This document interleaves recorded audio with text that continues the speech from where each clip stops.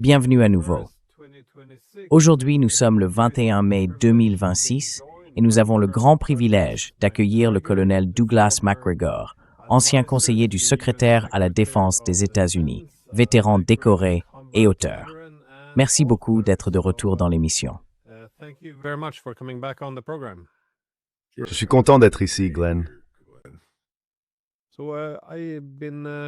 J'avais vraiment hâte d'avoir ton point de vue sur ce qui se passe en ce moment en Iran. On dirait que les deux camps rejettent mutuellement leurs propositions de paix et qu'il n'y a pas vraiment de terrain d'entente. Tu penses qu'il y a un risque qu'on retourne à la guerre?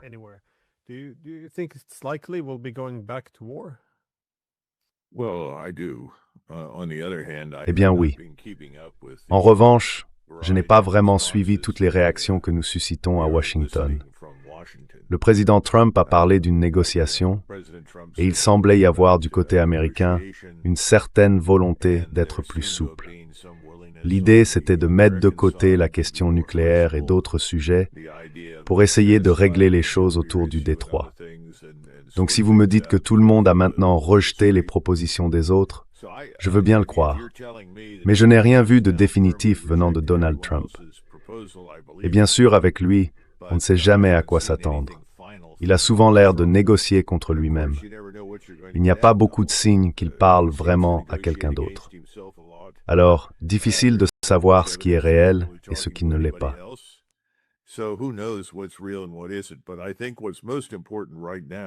Mais je pense que ce qui est le plus important en ce moment, c'est cette idée que M. Netanyahou vient à Washington. C'est la dernière rumeur en date. Je n'ai encore rien vu d'officiel, nulle part, mais j'ai de bonnes raisons de croire qu'il prend bien l'avion pour Washington. La dernière fois qu'il a fait ça, évidemment, la guerre a éclaté juste après. Il est venu, il a parlé, tout le monde était dans une ambiance très chaleureuse, presque démonstrative. Et puis soudain, il est reparti, la guerre a commencé, et Trump a dit « Oh mince, il faut qu'on entre dans la guerre ». Et c'est ce qu'on a fait. Alors je ne sais pas du tout ce qui va se passer cette fois-ci. Mais le simple fait qu'il vienne me dit qu'il veut s'assurer que Trump ne perd pas la main, qu'il ne s'affaiblit pas, qu'il n'essaye pas de conclure un accord séparé. Tout ça, c'est peut-être vrai ou pas du tout. Franchement, j'en sais rien.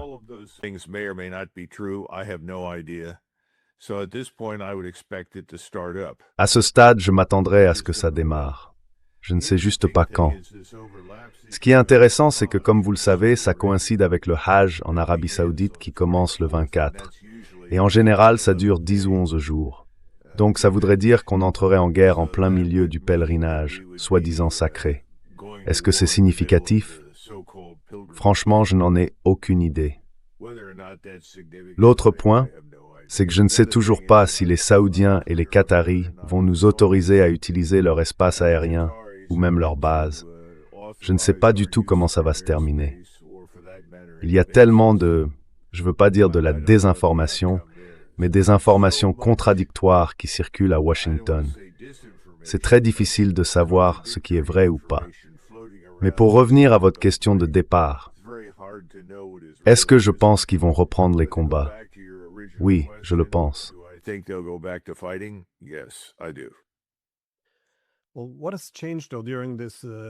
Alors, qu'est-ce qui a changé pendant ce cessez-le-feu, cette pause? Dans quelle mesure chaque camp a-t-il pu reconstituer ses armes, se regrouper et, je suppose, se préparer à la guerre à nouveau? Et puis, qu'est-ce que vous vous attendez à voir de différent cette fois-ci? Est-ce que les États-Unis monteraient plus vite les échelons de l'escalade? Je suppose que l'Iran réagirait de la même manière. Enfin, puisque Trump voulait un cessez-le-feu, selon vous, qu'est-ce qui va être fait différemment cette fois?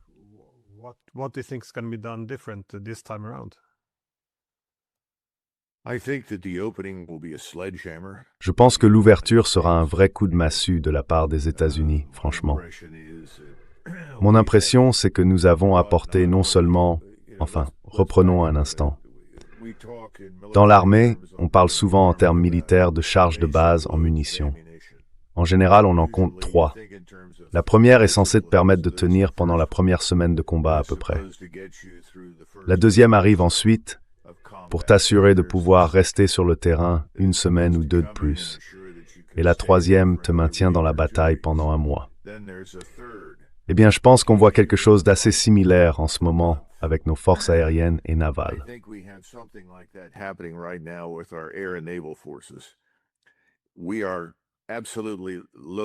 On est littéralement chargé à bloc en munitions, en avions et en missiles. Il n'y a aucun doute là-dessus. Tout est prêt à partir. Mais en plus de ça, cette fois-ci, je pense qu'on a presque la même quantité de munitions en réserve. Ce qui veut dire qu'au lieu d'un bombardement intensif de 3 ou 4 jours, on pourrait très bien le prolonger sur 5 à 7 jours. Donc je m'attends à quelque chose de beaucoup plus intense, beaucoup plus dur, qui causera bien plus de dégâts. Maintenant, la question, c'est qu'est-ce que ça veut dire pour le ciblage? Vous voyez, moi, je n'ai pas accès à la liste des cibles.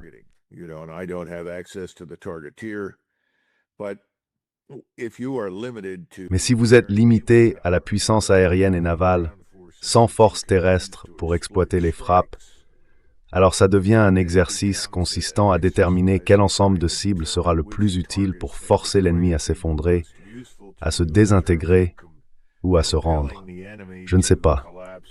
Je suis sûr qu'on frappera toutes les cibles qu'on a déjà visées, parce qu'on sait maintenant, grâce à la fuite de la CIA dans le New York Times, que les Iraniens sont sortis de la dernière campagne avec pratiquement 90% de leurs capacités intactes. Eh bien, si 90% étaient restés intacts la dernière fois, ça veut dire qu'on fait face aujourd'hui, presque à coup sûr, à une préparation totale. Parce que je pense que ce niveau de reconstitution a bien eu lieu du côté iranien.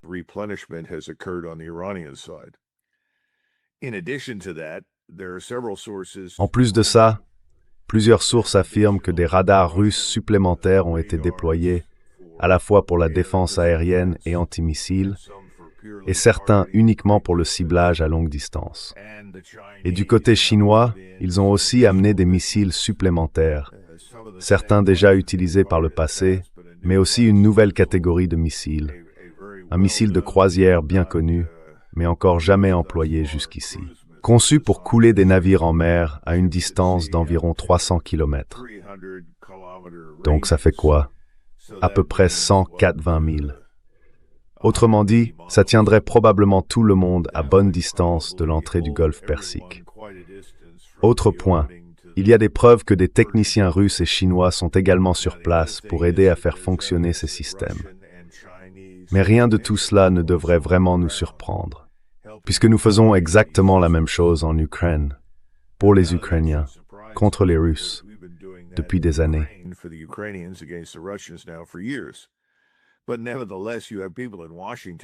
Mais malgré tout, à Washington, il y a des gens qui disent « C'est scandaleux.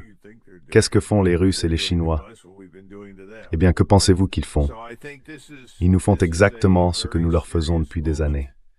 Je pense que c'est un moment très grave. On va voir cette fois beaucoup plus de dégâts des deux côtés, chacun frappant l'autre. Et je crois qu'on peut parier avec quasiment une certitude absolue que l'Iran va détruire l'infrastructure pétrolière sur la côte ouest du golfe Persique.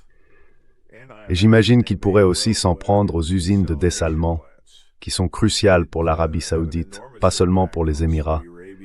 Si par exemple, ils détruisent celle d'Al-Jubail, cela voudrait dire que Riyad se retrouve presque immédiatement sans eau potable. Dans ce cas, il faudrait évacuer la capitale, ça aurait pu essayer les approvisionnements en eau.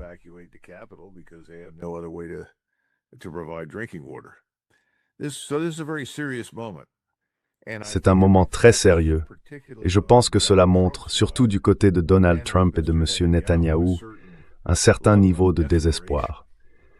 Dans leur esprit, ils doivent absolument gagner, quoi qu'il en coûte, sauf recourir à l'arme nucléaire. Maintenant, certaines personnes pensent que les Israéliens pourraient franchir ce tabou et utiliser une arme nucléaire. Je n'en sais rien. J'espère vraiment que non, parce que cela ouvrirait la boîte de Pandore, et à partir de là, tout deviendrait possible. Mais si on part du principe que ça n'arrive pas, je pense que toutes les formes d'attaque imaginables vont être utilisées cette fois-ci, avec une intensité bien plus forte que ce qu'on a vu la première fois.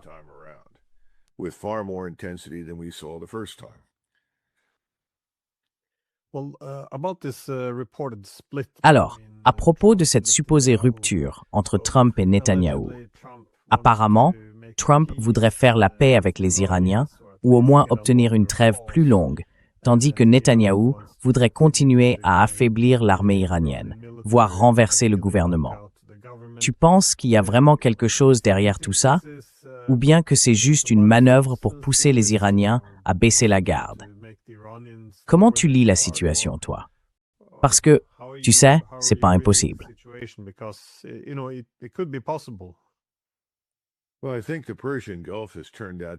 Eh bien, je pense que le golfe Persique est devenu pour Donald Trump un peu comme l'hôtel California.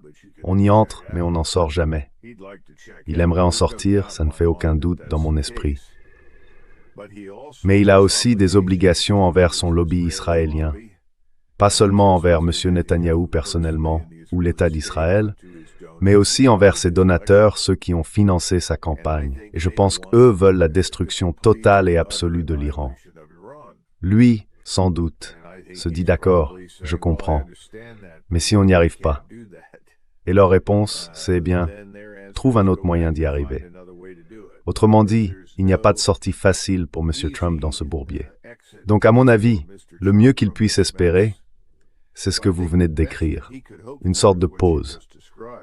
Et chaque fois qu'il obtient une pause, je pense qu'il passe beaucoup de temps à se demander comment est-ce que je peux exploiter cette pause, soit pour gagner, soit pour m'en échapper.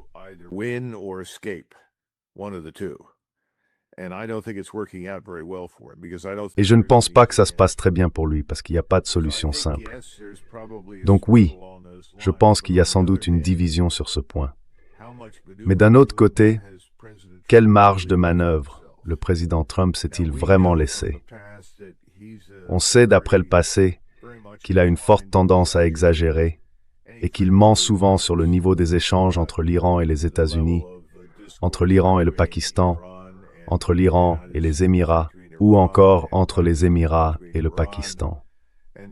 Du coup, c'est très difficile de savoir ce qui est vrai et ce qui ne l'est pas. J'en suis arrivé au point où je ne cherche même plus à faire la différence. C'est une perte de temps.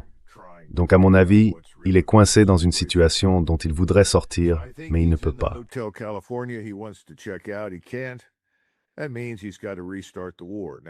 Ça veut dire qu'il doit relancer la guerre. Maintenant, qu'est-ce qui se passe s'il la relance et qu'après 3 semaines de plus, on en est toujours au point mort? On se retrouve exactement dans la même situation qu'avant.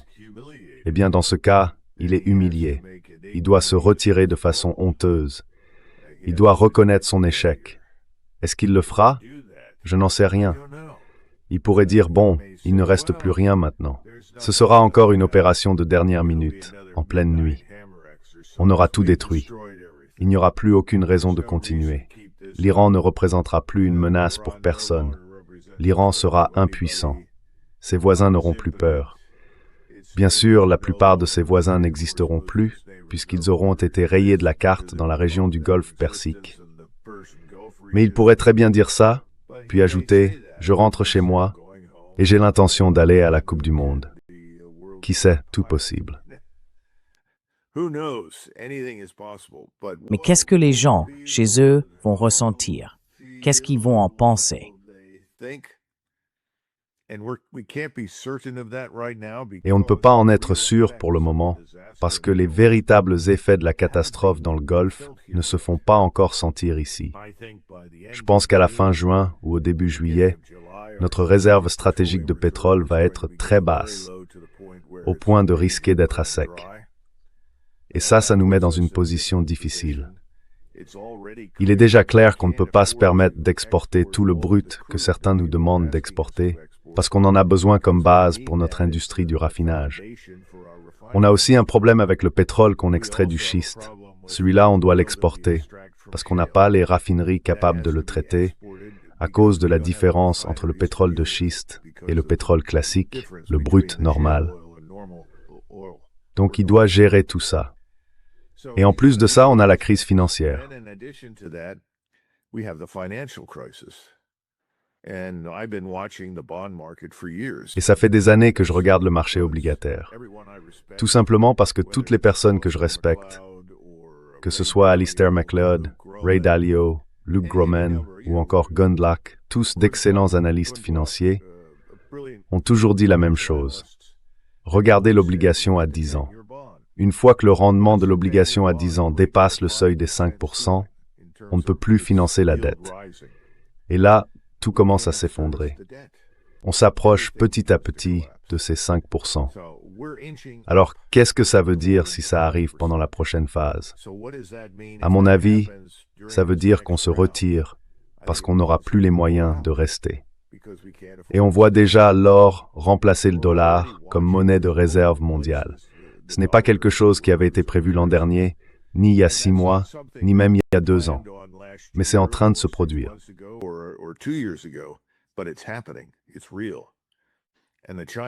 C'est bien réel. Et les Chinois, on le sait, ont accumulé d'énormes quantités d'or. Personne ne sait vraiment combien ils en ont. Pour créer un peu de liquidité avec leurs réserves étrangères, les Russes ont d'ailleurs vendu une partie de leur or. Ils en ont encore beaucoup. L'Inde aussi en a énormément. Tout cet or va finir par servir de garantie au groupe des BRICS. Et c'est là qu'on voit s'affronter les BRICS et le système financier occidental dominé par les États-Unis. Alors, si ce système financier dominé par l'Occident s'effondre soudainement à cause de la crise sur les marchés obligataires, pas seulement aux États-Unis, mais partout dans le monde, on voit bien que tout le monde essaye de se débarrasser de notre dette. Comment, dans ces conditions, maintenir la guerre? Je ne pense pas qu'on le puisse.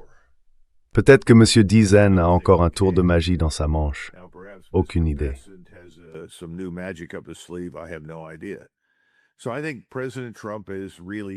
Je pense que le président Trump est vraiment coincé à ce stade.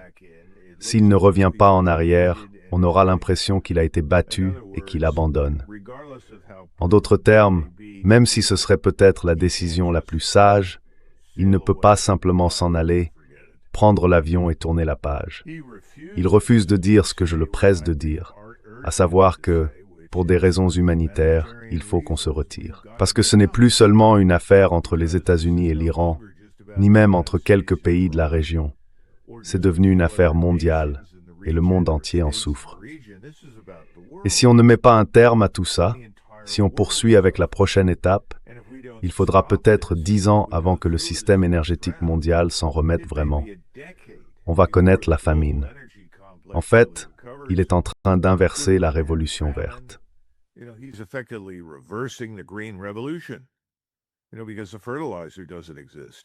Vous savez, c'est parce que les engrais n'existent tout simplement pas. Aux États-Unis, la plupart des gens ne savent même pas ce que veut dire révolution verte. Ils ne comprennent pas à quel point ça a tout changé. Dans les années 60, on avait un peu plus de 4 milliards d'habitants sur la planète. Aujourd'hui, on en a plus de 8 milliards. Ce n'est pas un hasard. C'est grâce à la révolution verte. On a réussi à nourrir toute cette population. Mais que se passera-t-il quand on ne pourra plus? Là, on aura des problèmes, même à l'intérieur des États-Unis. Tout le monde le sait, mais ce ne sera pas aussi grave que, disons, dans le Sud global. Et je ne sais pas ce qui va se passer en Europe. L'Europe va être dans une situation très difficile sur ces questions. Et regardez ce que les Européens ont fait aux Néerlandais.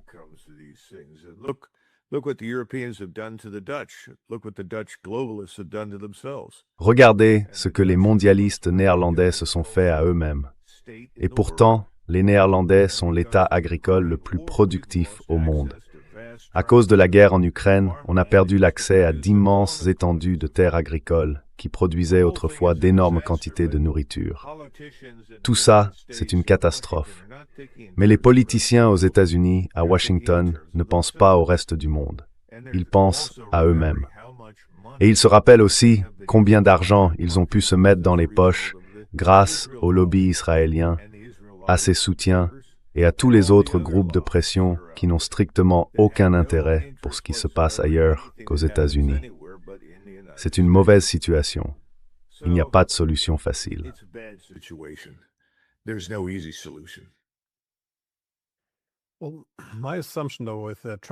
Eh bien, ce que je pensais avec Trump, c'est qu'il imaginait sans doute que le meilleur scénario, ce serait de réussir un changement de régime et en gros, de détruire l'Iran. Dans le pire des cas, il devrait se retirer. Il pourrait alors déclarer la victoire, montrer combien de personnes ont été tuées, dire que la marine a tout détruit, un peu comme au Yémen, et simplement annoncer la victoire avant de rentrer chez lui. Mais le problème, évidemment, c'est que si les Iraniens contrôlent le détroit d'Ormuz, ils peuvent imposer un coût supplémentaire aux pays qui menacent l'économie iranienne avec des sanctions, ou qui menacent l'Iran en accueillant des bases américaines. Ils peuvent aussi faire payer davantage les pays qui commercent en dollars américains. Alors je me demandais, à quoi ressemblerait le monde si les États-Unis étaient en pratique vaincus en Iran? Si cela voulait dire que les États-Unis doivent se retirer, que le détroit d'Ormuz passe fermement sous contrôle iranien et que l'Iran puisse utiliser ses droits de passage pour créer un système d'incitation qui renforce sa propre sécurité économique et militaire.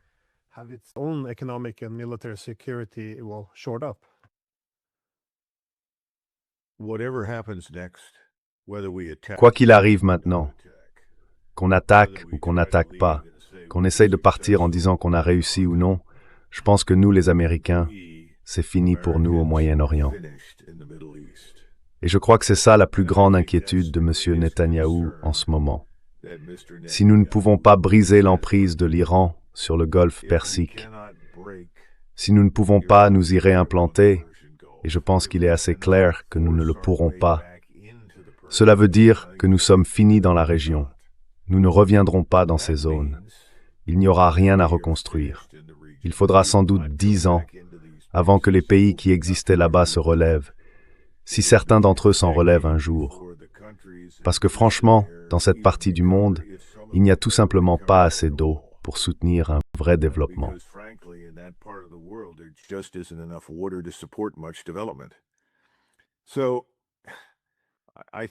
Je pense que c'est là le plus gros problème. Pas tellement pour nous, soyons honnêtes. Je dirais même qu'on aurait dû se retirer de la plupart de nos bases à l'étranger depuis longtemps. Et depuis plus de 15 ans, je fais des exposés devant des promotions d'écoles de guerre, devant des militaires, devant tous ceux qui veulent bien écouter, pour dire que toute cette idée de présence militaire avancée, c'est terminé. Et à chaque fois, on me regarde en me disant « Mais tu es fou ». Et je n'arrête pas d'expliquer que nous avons aujourd'hui de nouvelles capacités. Peu importe ce qu'on déploie dans une posture de présence avancée, que ce soit dans des bases aux Émirats arabes unis, en Allemagne, en Corée, en Thaïlande ou aux Philippines, ça ne change rien, peu importe où l'on va.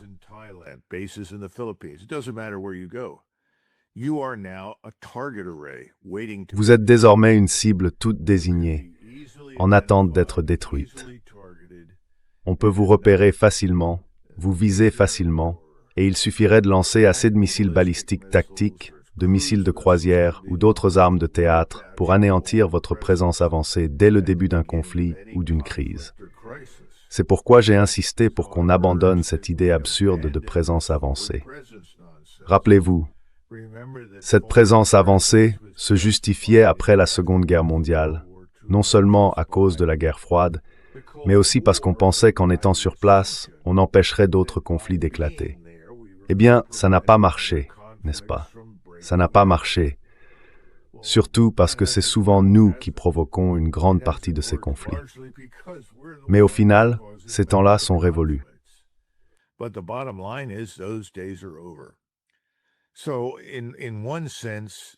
D'une certaine manière, c'est presque une bénédiction, parce que ça va nous obliger à rapatrier nos forces et à rentrer chez nous.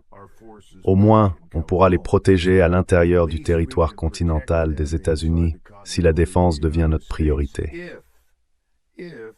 Depuis la fin de la Seconde Guerre mondiale, toute notre posture militaire, toute notre façon de penser la guerre a été tournée vers l'offensive. La meilleure défense, c'est l'attaque. C'était toujours l'argument. Si on est déployé en avant, on peut frapper vite, on peut étouffer le problème dans l'œuf. En d'autres termes, on peut le régler avant qu'il ne devienne incontrôlable. Mais cette époque est révolue. La technologie a changé. On ne peut plus faire ça. Et si on essaie, on perdra simplement nos forces. Ça veut dire qu'on doit revenir sur le territoire continental des États-Unis et réfléchir à la manière dont on va assurer notre propre défense.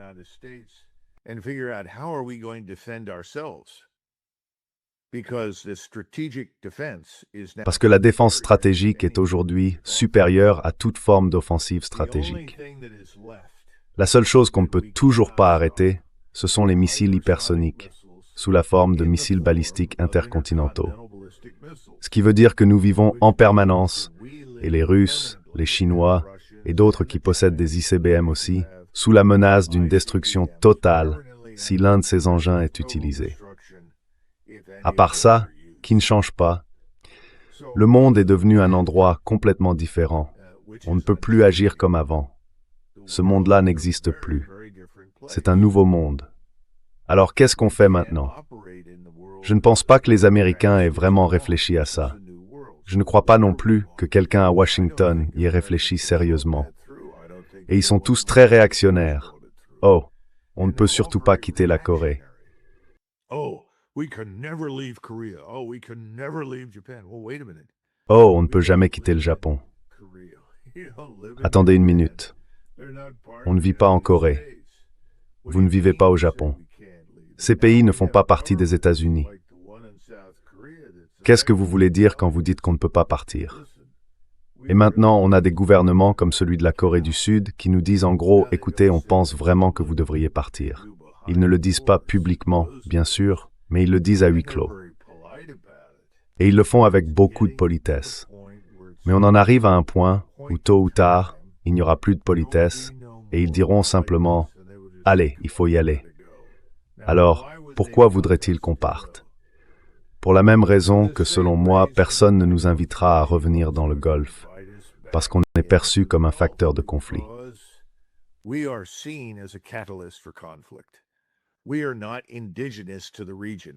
ne sommes pas un peuple autochtone de cette région. Nous ne faisons pas partie naturellement du système international dans cette zone.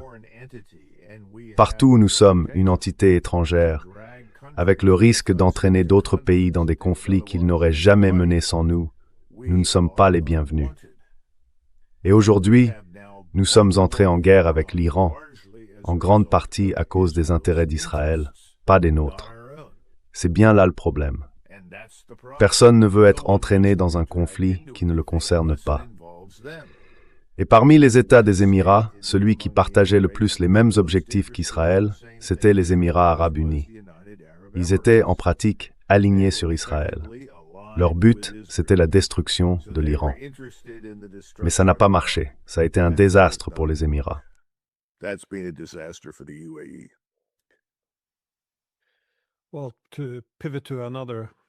Bon, pour passer à une autre guerre tout aussi terrible, où certains alliés sont aussi en train de se repositionner, on a l'impression que les États-Unis se retirent un peu de la guerre en Ukraine, ou du moins qu'ils la confient davantage aux Européens. Et les Européens, eux, semblent plutôt monter d'un cran. En tout cas, les Russes accusent maintenant les pays baltes soit de faciliter, soit de tolérer des frappes de drones ukrainiens à travers leur territoire. Voire même de les lancer depuis chez eux.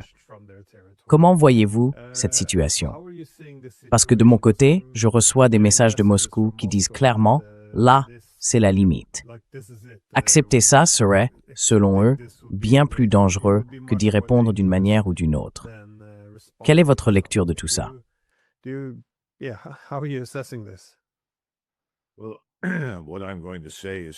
bien, ce que je vais dire, je suis sûr que les Russes le savent déjà, donc je ne pense pas révéler quoi que ce soit de nouveau.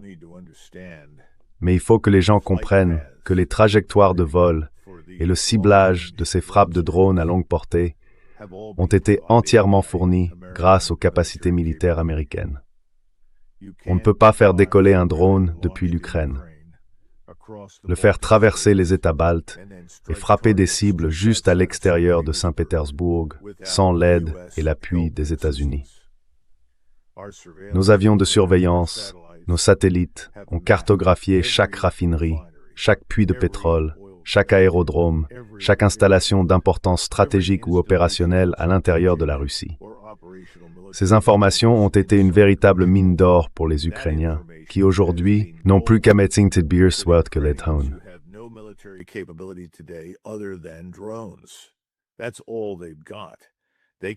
C'est tout ce qu'ils ont.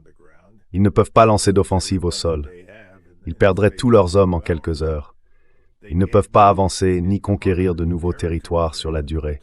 Il ne leur reste qu'une chose à faire, envoyer ces drones dans une série de frappes que j'appellerais des frappes de vengeance.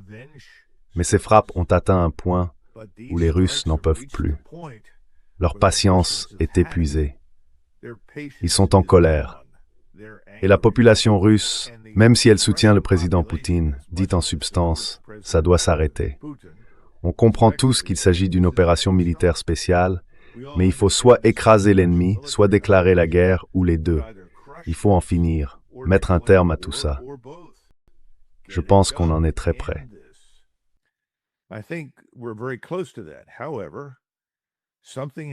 Cependant, quelque chose a toujours joué en faveur de M. Poutine, et ce sont les régimes mondialistes eux-mêmes en Europe de l'Ouest, ainsi que les politiques qu'ils ont menées.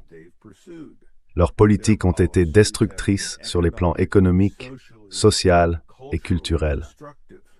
Aujourd'hui, des millions de personnes vivent en Europe, alors qu'en temps normal, elles n'y seraient jamais, parce que les dirigeants mondialistes, depuis Merkel, ont ouvert les frontières et permis à des millions de personnes d'entrer dans ces pays. Ces personnes vivent désormais à un coût énorme pour les économies nationales, et elles sont, pour beaucoup, si fondamentalement différentes qu'elles ne pourront jamais être assimilées et qu'elles ne veulent pas l'être.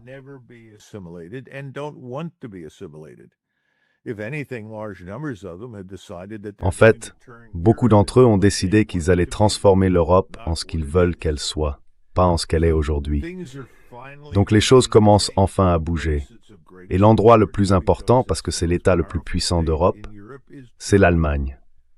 Et l'Allemagne est au bord d'exploser comme un volcan. Ils ont une occasion de briser l'emprise que la direction mondialiste exerce sur ce pays depuis des années.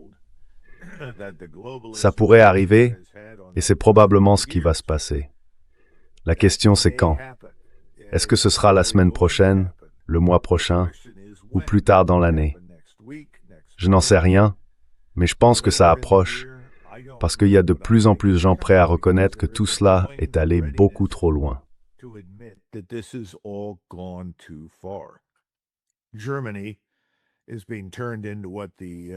L'Allemagne est en train de devenir ce que le fameux plan Morgenthau voulait en faire, la désindustrialiser, détruire sa puissance scientifique et industrielle, miner et affaiblir son moral, anéantir son identité, son sentiment national.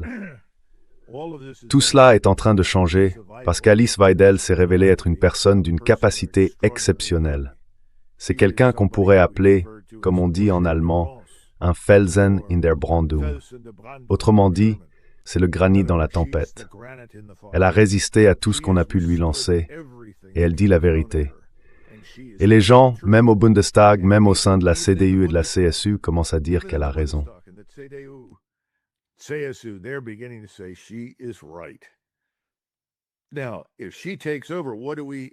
Alors, si elle prend le pouvoir, à quoi faut-il s'attendre? Eh bien, la première chose qui va se passer, j'imagine, c'est qu'elle, ou son nouveau ministre des Affaires étrangères, ira à Moscou et dira « Voilà, c'est fini.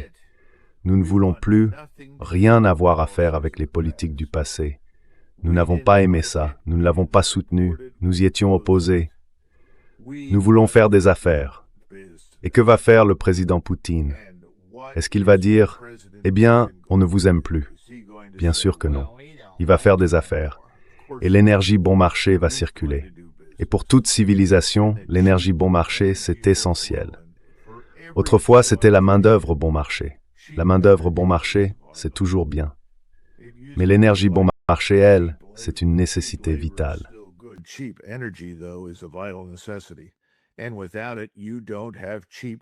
Et sans ça, il n'y a plus de crédit bon marché. Et sans crédit bon marché, ce sur quoi on vit dans ce pays depuis des décennies, tout s'arrête. En ce moment, des groupes comme KKR, BlackRock, Toutes ces sociétés privées de crédit qui valent des milliards sont en difficulté. Elles n'ont plus de liquidité. Elles essayent d'emprunter en mettant en garantie les actifs qu'elles gèrent, juste pour tenir le coup. Elles vont finir par couler. Mon point, c'est que c'est exactement là qu'Alice Weidel veut emmener l'Allemagne. Et tout ce discours sur le fait qu'on va construire la plus grande armée ou la plus grande force aérienne, ou peu importe, c'est irréaliste. Et surtout, ce n'est même pas nécessaire. Et ça, Weidel l'a bien compris. Et je pense que, de plus en plus, l'électorat allemand le comprend. Vous savez, il y a des années, on avait ce film, une comédie, un très bon film d'ailleurs. Il racontait l'histoire d'un sous-marin russe en difficulté qui s'échoue au large des côtes du Maine. Alors l'équipage russe, le capitaine, vont à terre pour chercher de l'aide. Et finalement, les habitants du coin les aident à remettre le sous-marin à flot, juste avant que les gardes-côtes, la marine et tout le monde ne fassent une crise cardiaque. Le film s'appelait « Les Russes arrivent ». Et ça a été un peu le refrain pendant des années en Europe de l'Ouest. À l'époque de la guerre froide, dans les années 70, on plaisantait souvent en disant « Les Russes arrivent ».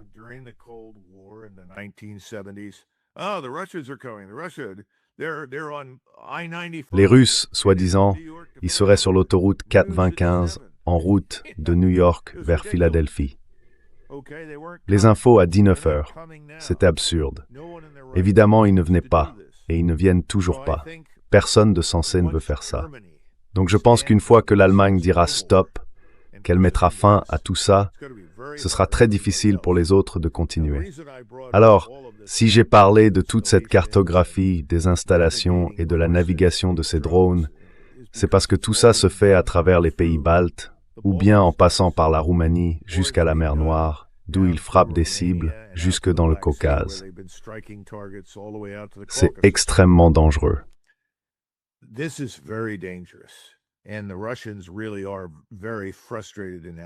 Les Russes sont vraiment très frustrés et en colère. Et encore une fois, c'est inutile. Mais on a des gens déséquilibrés, déraisonnables, dangereux comme cette Kallas qui est la ministre des Affaires étrangères de l'Union européenne. Franchement, au nom du ciel, pourquoi choisir une politicienne estonienne pour ce poste? Allons, c'est absurde. Ça n'a aucun sens. Vous savez, il y a plus de monde à New York, à Los Angeles, dans les 15 ou 20 plus grandes villes des États-Unis que dans ces petits pays réunis. Alors, est-ce que ces petits pays ont le droit d'exister? Bien sûr. Est-ce qu'ils risquent d'être submergés ou détruits par les Russes? Non.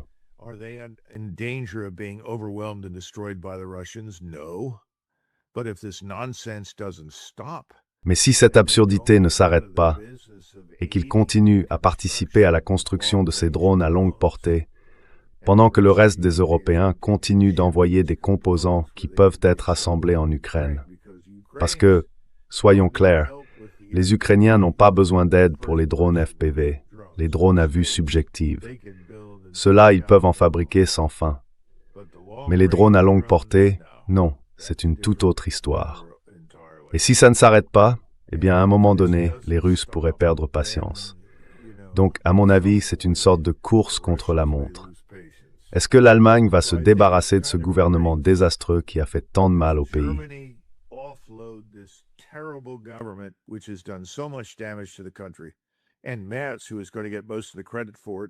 Et Merz, à qui on va attribuer la plupart des mérites, n'est pas le premier.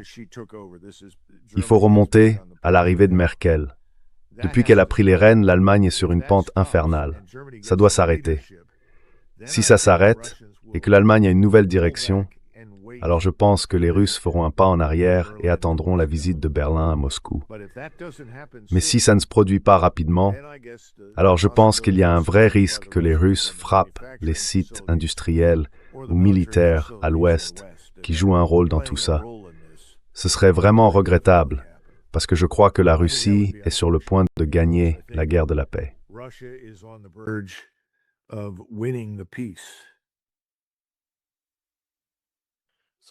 Donc, soit l'Allemagne change de régime, soit on risque d'aller en guerre.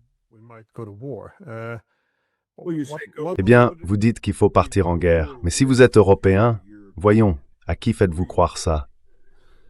Vous n'allez jamais obtenir ça. C'est absurde. Delhi. C'est bien ça le problème. Mais faire la guerre, pourquoi faire? Qu'est-ce qu'on a au juste? Il n'y a rien. On se ment à nous-mêmes. Franchement, c'est une blague. Alors quoi, il faudrait charger tous les chars, les pièces d'artillerie, les troupes dans les trains, les envoyer jusqu'en Pologne, à la frontière, puis tout débarquer pour préparer la grande offensive. Non, ils mourront tous dans les trains. Tout sera détruit. Les bracelets ont les spores l'anéantiront avant même qu'ils n'arrivent. C'est absurde.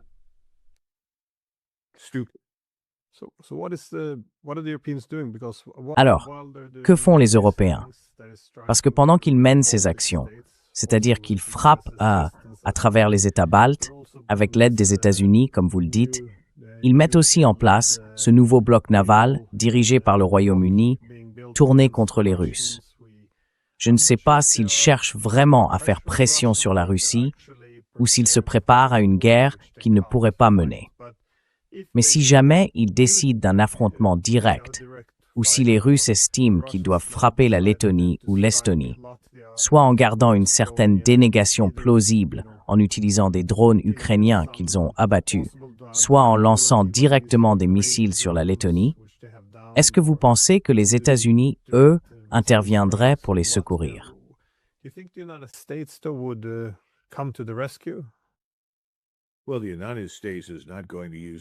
Eh bien, les États-Unis n'ont pas l'intention d'utiliser l'arme nucléaire. L'idée que si ce fameux article 5 était invoqué, disons par la Lituanie, la Lettonie ou l'Estonie, les États-Unis lanceraient des armes nucléaires contre la Russie, c'est absurde. Ça n'arrivera pas. Alors la question c'est si on ne fait pas ça, qu'est-ce qu'on peut faire? En ce moment, on a déjà utilisé environ les 2/3, voire un peu plus, de notre arsenal de missiles. Je ne connais pas les chiffres exacts, mais si on lançait de nouvelles frappes dans les prochains jours et qu'on entrait dans une autre phase, je pense qu'on passerait de 2/3 consommés à peut-être moins d'un 5e encore disponible. Et à ce moment-là, qu'est-ce qu'on peut faire? Pas grand-chose.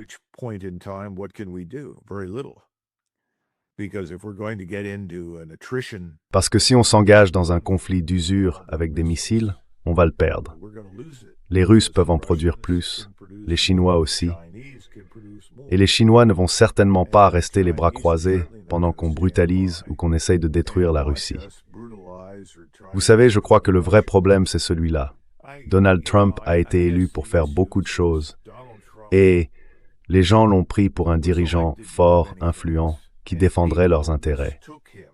Eh bien, d'abord, il ne représente les intérêts de personne aux États-Unis, pas plus que Starmer ne représente ceux des gens en Angleterre, en Écosse, au Pays de Galles ou en Irlande du Nord. Faut pas se faire d'illusions, il ne le fait pas, et c'est de plus en plus évident.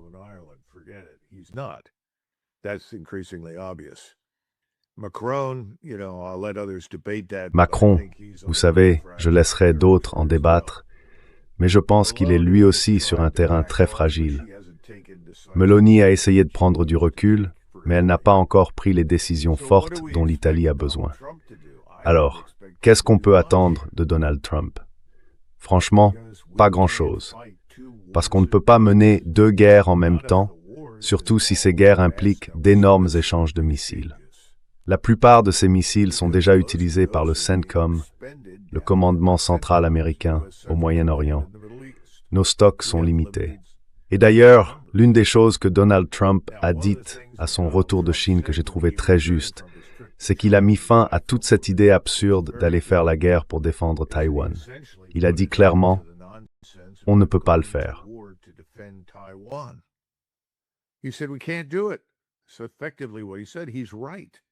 En fait, ce qu'il a dit, il a raison. Il a dit Taïwan est à 100 000 de la Chine. Mais nous, on doit parcourir 6 à 7 000 milles pour y arriver. Quelqu'un lui a parlé avec bon sens. Je ne sais pas qui c'était, mais cette personne mérite le prix Nobel de la paix. Parce que la chose la plus stupide que je puisse imaginer, c'est que les États-Unis essayent de provoquer une guerre contre la Chine. La Chine, c'est la plus grande forteresse du monde.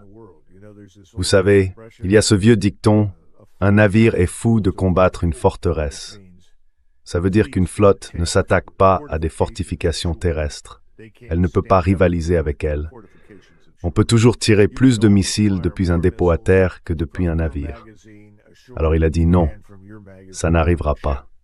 Merci, Président Trump, que Dieu vous bénisse.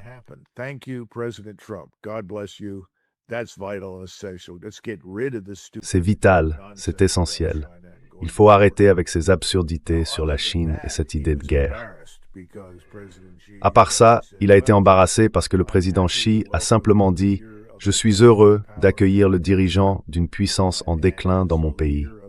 Et en tant que dirigeant d'une puissance montante, c'est un grand plaisir de vous voir. » Quelle déclaration!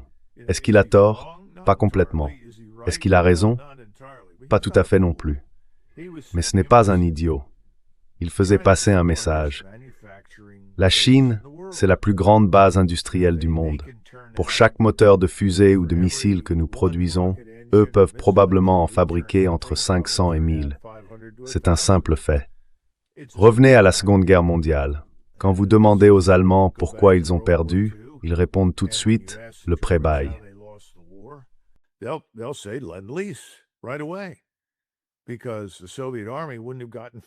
Parce que l'armée soviétique n'aurait jamais dépassé 50 000 au-delà de Stalingrad sans tous les camions, toutes les jeeps, tout l'acier, tous les trains, tout le métal, tout ça. Franchement, on peut faire la liste. C'était impossible. Eh bien, c'est exactement ce à quoi on fait face aujourd'hui avec la Chine. La Chine nous a remplacés comme première puissance industrielle du monde. Alors, rendons grâce pour ça. Sinon, tout ce qui a été raconté après ce voyage, c'était du bavardage sans importance. On n'a conclu aucun grand accord qui va nous rendre riches et on n'a profité d'aucune faiblesse chinoise ni de quoi que ce soit d'autre. Tout ça, c'est du vent. Donc, il est maintenant de retour à Washington et il est toujours coincé dans l'hôtel California. Et pour lui, c'est évident que c'est dans l'intérêt de la Chine qu'on reste dans cet hôtel California qu'on appelle le Golfe Persique.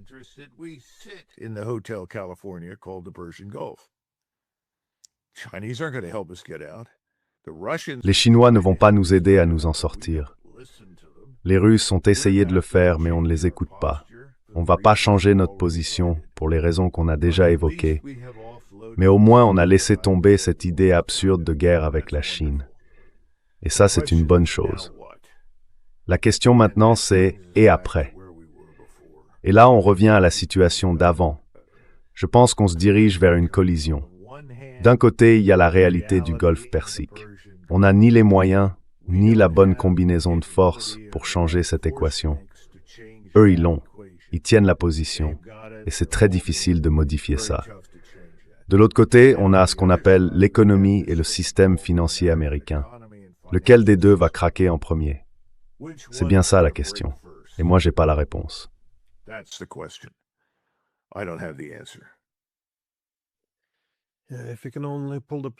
Si seulement on pouvait mettre fin à la guerre en Iran et aussi à celle en Ukraine, alors peut-être qu'on pourrait enfin commencer à reconstruire et à stabiliser les choses.